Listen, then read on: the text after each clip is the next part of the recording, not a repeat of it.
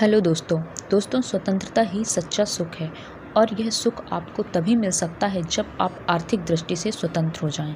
जब आप हर सुबह जागें तो अलार्म घड़ी के हिसाब से नहीं बल्कि अपने मन चाहे समय पर जागें और जागने पर आप हर सुबह यह कहें, मैं आज जो करना चाहूँ कर सकती हूँ या कर सकता हूँ। अगर आप काम करना चाहते हैं तो काम करें, खेलना चाहते हो तो खेलें, यही सच्ची खुशी है। दोस्तों, अमीरी की परिभाषा हर युग में बदलती रहती है। सभ्यता की शुरुआत में संपत्ति गुलामों और मवेशियों की संख्या से तय होती थी। फिर कृषि युग में यह जमीन और सोने चांदी से तय होने लगी। औद्योगिक युग में यह पैसों से तय होने लगी।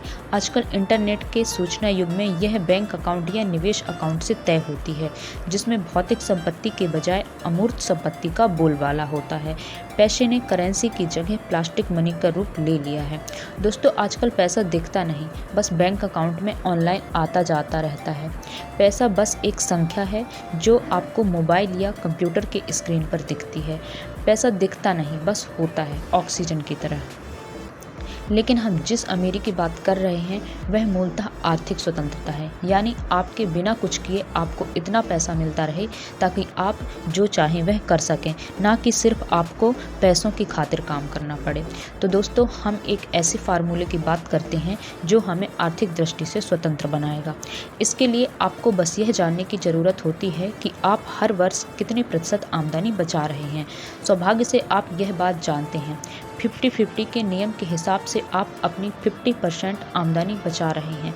हालांकि मैं जानती हूँ कि शायद आप इतनी बचा नहीं रहे होंगे, लेकिन लक्ष्य तो यही है। दोस्तों, यह फॉर्मूला बताता है कि अगर आप वर्तमान दर से बचत करते रहें तो कितने साल बाद आर्थिक या वित्तीय स्वतंत्रता हासिल कर लेंगे।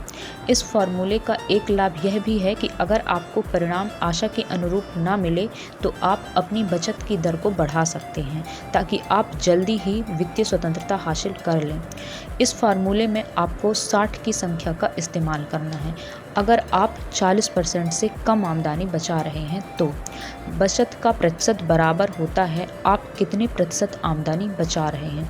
दोस्तों, चाहे आप 1% आमदनी बचा रहे हों या 20%, उसे लिख दें।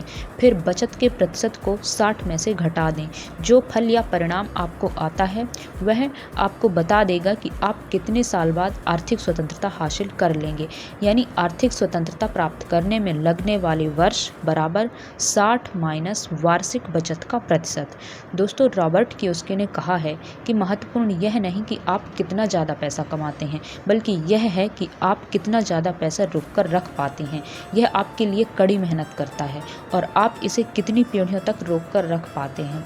दोस्तों, आर्थिक स्वतंत्रता का मतलब है कि आपको अपने खर्च के बराबर आमदनी ब्याज या डिविडेंड से होने लगे। तो इसका मतलब यह है कि आपको निष्क्रिय आमदनी होनी चाहिए जिसे कमाने के लिए आपको कुछ ना पड़े। थैंक यू दोस्तों। वीडियो को लाइक एंड सब्सक्राइब जरूर करें।